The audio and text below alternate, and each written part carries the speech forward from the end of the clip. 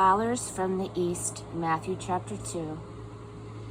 After Jesus was born in Bethlehem village, Judah territory, this was during Herod's kingship, a band of scholars arrived in Jerusalem from the east. They asked around, "Where can we find and pay homage to the newborn king of the Jews? We observed a star in the eastern sky that signaled his birth. We're on pilgrimage to worship him."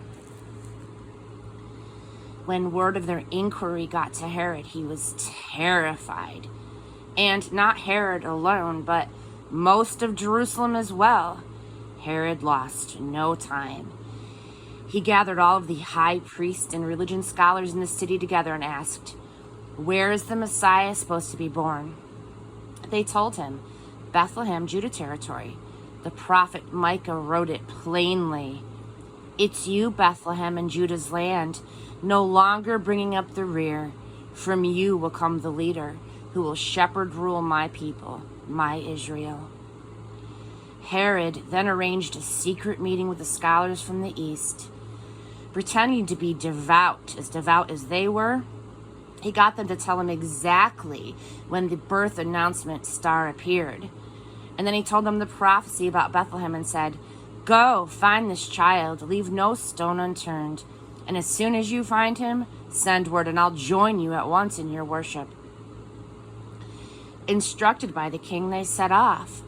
And then the star appeared again, the same star they had seen in the eastern skies. It led them on until it hovered over the place of the child. They could hardly contain themselves. They were in the right place.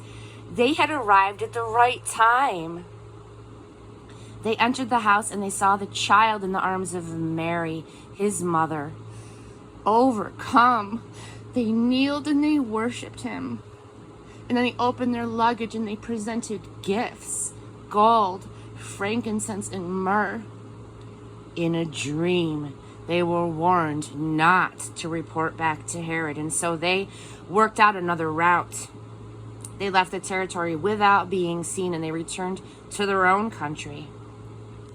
After the scholars were gone, God's angel showed up again in Joseph's dreams and commanded, "Get up, take the child and his mother and flee to Egypt. Stay until further notice. Herod is on the hunt for this child and he wants to kill him." So Joseph obeyed. He got up. He took the child and his mother under the cover of darkness. They were out of town and they were well on their way by daylight. They lived in Egypt until Herod's death. This Egyptian exile fulfilled what Hosea had preached. "I called my son out of Egypt."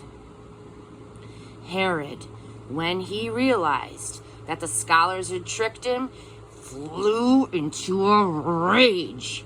He commanded the murder of every little boy 2 years old and under who lived in Bethlehem and its surrounding hills.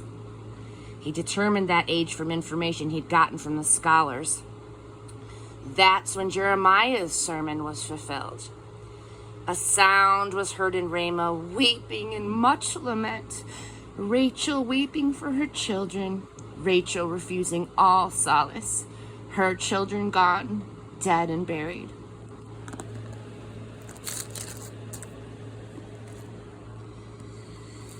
Later, when Herod died, God's angel appeared in a dream to Joseph in Egypt. "Up, take the child and his mother and return to Israel. All those out to murder the child are dead." So Joseph obeyed. He got up, he took the child and his mother and re-entered Israel. When he heard, though, that Archelaus had succeeded his father, Herod, as king in Judea, he was afraid to go there. But then Joseph was directed in a dream to go to the hills of Galilee. On arrival, he settled in the village of Nazareth. This move was a fulfillment of the prophetic words, "He shall be called a Nazarene."